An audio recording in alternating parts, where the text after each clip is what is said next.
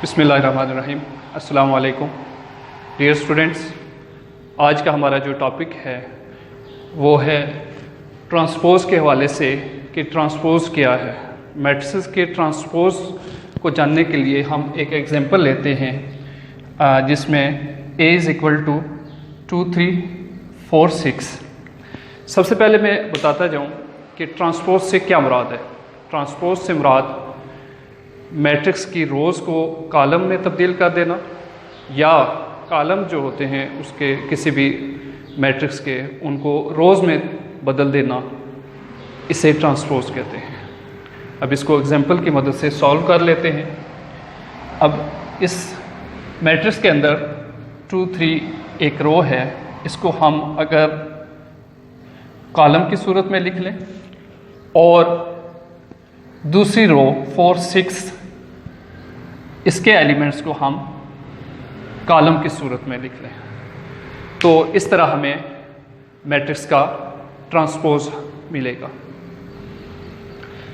इसके बाद बारी आती है नेगेटिव ऑफ ए मैट्रिक्स।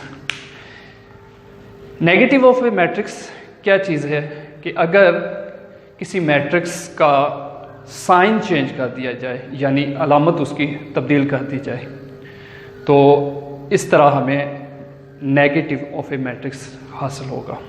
हम एग्जांपल की मदद से इसको देखते हैं। इस मैट्रिक्स के अंदर हम इसका साइन चेंज करते हैं। इसके अंदर जितने भी एलिमेंट्स हैं जिनके साथ प्लस का साइन है उनको माइनस कर देते हैं, और जिनका माइनस का साइन है उन्हें हम प्लस कर देते हैं। इस तरह हमें नेगेटिव ऑफ ए मैट्रिक्स हासिल होगा। इसके बाद जो नेक्स्ट टॉपिक है वो है सिमेट्रिक मैट्रिक्स। सिमेट्रिक मैट्रिक्स क्या होता है? सबसे पहले सिमेट्रिक मैट्रिक्स के लिए ज़रूरी है कि ये मैट्रिक्स स्क्वायर मैट्रिक्स होना चाहिए, और अगर हम उसका ट्रांसपोज़ लेते हैं तो उसके बाद हमें वही मैट्रिक्स वापस मिल रहा हो। इसको हम एग्जांपल की मदद से समझते हैं। जैसे ये एक मैट्रिक्स A है, इसके फर्स्ट रो के एलिमेंट्स 2, 1 और सेकंड रो के एलिमेंट्स 1, 2 हैं। जैसे कि ट्रांसपोज़ के बारे में हमने पढ़ा था कि उसकी रोज़ को कॉलम में बदल दिया जाए, तो इससे हमें उस मैट्रिक्स का ट्रांसपोज़ हासिल होगा। तो फर्स्ट रो को हम फर्स्ट कॉलम की सूरत में लिख लेते हैं और सेकंड रो को सेकंड कॉलम की सूरत में लिखते हैं। अब जब हमने इस मैट्रिक्स का ट्रांसपोज़ लिया तो राइट हैंड साइड देखें कि ये वाला जो मैट्रिक्स हमें हासिल हुआ है ये वापस वही मैट्रिक्स A बन रहा है। यानी कि हमने एक मैट्रिक्स का ट्रांसपोज़ लिया तो उससे हमें वही मैट्रिक्स वापस मिल गया। ऐसे मैट्रिक्स जिनका हम ट्रांसपोज़ लें और उसके बाद वापस वही मैट्रिक्स आ जाए, ऐसे मैट्रिक्स को हम सिमेट्रिक मैट्रिक्स कहेंगे। इसके बाद हम जानना चाहेंगे स्क्यू सिमेट्रिक मैट्रिक्स के बारे में। इसमें भी वही कंडीशन है कि स्क्वायर मैट्रिक्स होना चाहिए, और अगर हम उस मैट्रिक्स का ट्रांसपोज़ लेंगे तो हमें उसका नेगेटिव मैट्रिक्स मिलेगा। इसको एग्जांपल की मदद से समझने की कोशिश करते हैं। हम एक मैट्रिक्स लेते हैं, हम उसका अगर हम ट्रांसपोज़ लेते हैं, उसकी रो को कॉलम में लिख लेते हैं, दूसरी रो को दूसरे कॉलम, और इसकी तीसरी रो को तीसरे कॉलम की सूरत में अगर लिख दिया जाए, तो अगर हम right hand side minus common ले लें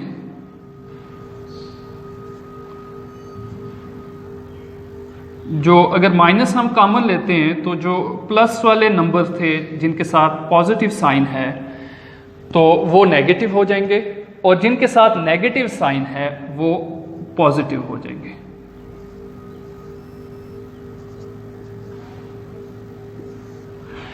तो स्टूडेंट्स, इसमें आप देखें आप कि हमारे पास ये जो मैट्रिक्स बन रहा है, ये यही फर्स्ट मैट्रिक्स बन रहा है जो हमारे पास ए मैट्रिक्स था, यानी हमने मैट्रिक्स ए का ट्रांसपोज लिया तो हमें उससे एक नेगेटिव मैट्रिक्स मिला। तो ऐसे मैट्रिक्स जिनका हम ट्रांसपोज लें और उनका नेगेटिव मैट्रिक्स मिले तो ऐसे मैट्रिक्स को हम स्क्यू सिमेट्रिक मैट्रिक्स कहेंगे। इसके बाद हमने बात करनी है इक्वल मैट्रिक्स क्या होता है। इक्वल मैट्रिक्स के कोई से दो मैट्रिक्स कब हम कहेंगे कि वो दो मैट्रिक्स जो हैं आपस में इक्वल हैं, उसके लिए दो कंडीशंस हैं। पहली कंडीशन ये है कि उन मैट्रिक्स का आर्डर सेम होना चाहिए, और दूसरी जो इसके अंदर कंडीशन है उसके कॉरस्पॉन्डिंग एलिमेंट्स, दोनों मैट्रिक्स के कॉरस्पॉन्डिंग एलिमेंट्स जो हैं वो सेम होने चाहिए। अब हमने यहाँ एग्जाम्पल के अंदर ये चीज़ समझनी है कि कैसे दो मैट्रिक्स इक्वल हो सकते हैं। अब यहाँ दो मैट्रिक्स हैं, एक ए है और दूसरा बी है। अब पहले तो हमने सबसे पहले ये देखना है कि क्या इनके आर्डर सेम है, और उसके बाद उनके कॉरस्पॉन्डिंग एलिमेंट्स क्या सेम है। सबसे पहले तो हमें ये समझना है कि कॉरस्पॉन्डिंग एलिमेंट्स क्या होते हैं, क्योंकि आर्डर्स के बारे में हम इससे पहले समझ चुके हैं। तो अब जैसे इस मैट्रिक्स ए के अंदर यहाँ एलिमेंट 3 है और यहाँ ये एलिमेंट है एक, इन दोनों नंबर्स को ऐड करेंगे तो एक एलिमेंट बनेगा। उसके बाद यहाँ 5 है और इन दोनों नंबरों को ऐड करेंगे तो यहाँ भी एक ही एलिमेंट आएगा। इसी तरह ये एक एलिमेंट है, यानी इसमें 2 रोज हैं और 2 कॉलम्स हैं। और जैसे यहाँ -7 है तो इधर भी एक एलिमेंट है, तो यानी इसके करस्पॉन्डिंग एलिमेंट्स, यानी इसकी जगह जो एलिमेंट है, इस ऐसे एलिमेंट्स को करस्पॉन्डिंग एलिमेंट्स कहेंगे। अब हम देखते हैं मैट्रिक्स की इक्वलिटी को।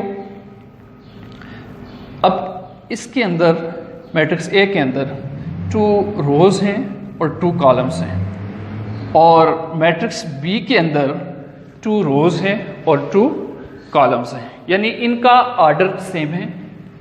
अब देखना है कि क्या करस्पॉन्डिंग एलिमेंट्स भी सेम है। इधर 3 है, अब इसकी करस्पॉन्डिंग एलिमेंट्स 1 + 2, ये भी 3 है। 5 है इस मैट्रिक्स ए के अंदर, तो मैट्रिक्स बी के अंदर 6 - 1, तो यहाँ भी 5 बनेगा, तो ये करस्पॉन्डिंग एलिमेंट्स भी सेम है। यहाँ 4 है तो मैट्रिक्स बी के अंदर 2 + 2, ये भी 4 होगा, तो ये भी करस्पॉन्डिंग एलिमेंट्स सेम है। अब मैट्रिक्स ए के अंदर -7 है, मैट्रिक्स बी के अंदर भी -7 है, तो इस तरह ये एलिमेंट्स जो करस्पॉन्डिंग है ये सेम है। इस वजह से हम कह सकते हैं कि मैट्रिक्स ए और मैट्रिक्स बी इक्वल है। अब इसके बाद हमने बात करनी है मैट्रिक्स की एडिशन और सब्ट्रैक्शन के हवाले से। कोई भी मैट्रिक्स, 2 या 2 से ज़्यादा मैट्रिक्स जो हैं वो ऐड हो सकते हैं अगर उनका आर्डर सेम हो और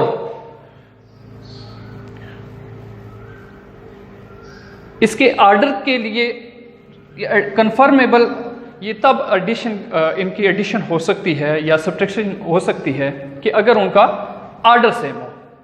अब दूसरी बात इन मैट्रिक्स के हवाले से कि इन मैट्रिक्स ने ऐड या सब्ट्रैक्ट किस तरह होना है, तो उसके लिए ये है कि उसके जो करस्पॉन्डिंग एलिमेंट्स होंगे हमने उनको ऐड या सब्ट्रैक्ट करना है। इसके लिए हम एग्जाम्पल्स की मदद से समझते हैं कि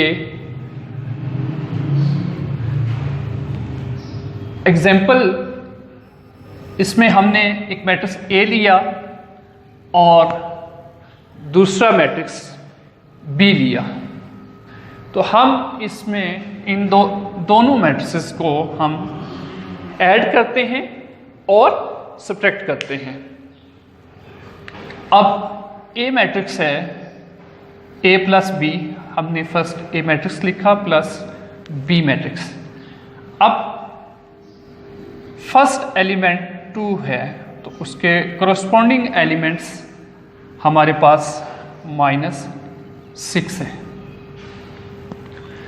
और दूसरा हमारा एलिमेंट -3 है, तो मैट्रिक्स बी के अंदर हमारा करस्पॉन्डिंग एलिमेंट्स 2 है।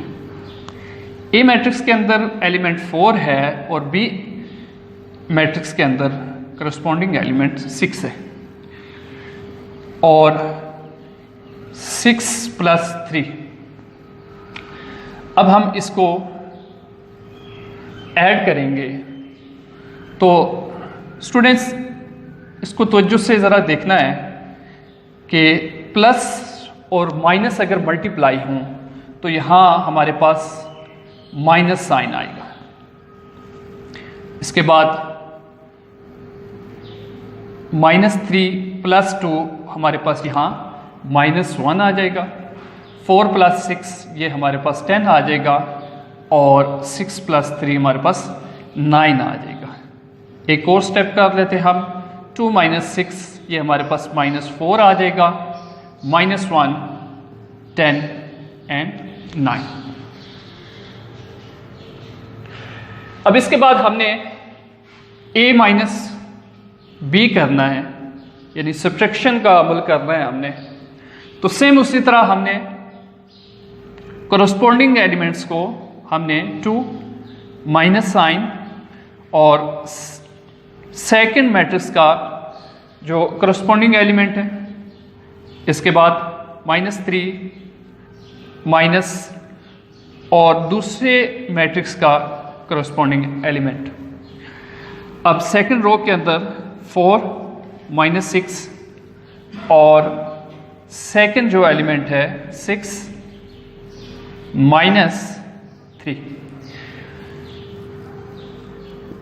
अब यहाँ आपके पास 2 + 6 -3 और -2 आपस में जब उनको इकट्ठा किया जाएगा तो ये -5 आ जाएंगे। 4 -6 तो ये आपके पास -2 आ जाएगा, और यहाँ आपके पास 3 आ जाएगा, और 2 + 6 8 और -5 -2 और 3। तो इस तरह हमने मैट्रिसेस की एडिशन और मल्टीप्लिकेशन के बारे में हमने ये जाना कि मैट्रिसेस की एडिशन और सब्ट्रैक्शन, गलत बोल दिया, इस तरह हमने मैट्रिसेस की एडिशन और सब्ट्रैक्शन के बारे में ये जाना कि मैट्रिसेस को कैसे ऐड किया जाता है और सब्ट्रैक्ट किया जाता है। तो स्टूडेंट्स यहाँ आपको बताता चलूँ कि आप मैथ के अंदर जितनी ज़्यादा प्रैक्टिस करेंगे आप अपने अंदर उतनी शाइनिंग ला सकते हैं, आप उतने बेहतर मैथ के अंदर हो सकते हैं, क्योंकि प्रैक्टिस के ज़रिए ही मैथ के अंदर बेहतरी लाई जा सकती है। तो उम्मीद करता हूँ कि आप लोग अपना भरपूर वक्त देंगे, प्रैक्टिस करेंगे, और इसके साथ साथ आपको ये भी बताता चलूँ कि अगर इनके हवाले से, इन टॉपिक्स के हवाले से कोई भी क्वेश्चंस है तो आप कमेंट्स में पूछ सकते हैं, और इसके अलावा आपको नई वीडियोस के लिए आपको यही कहूँगा कि चैनल को सब्सक्राइब करें ताकि आपको अपडेट वीडियो साथ साथ मिलती रहें।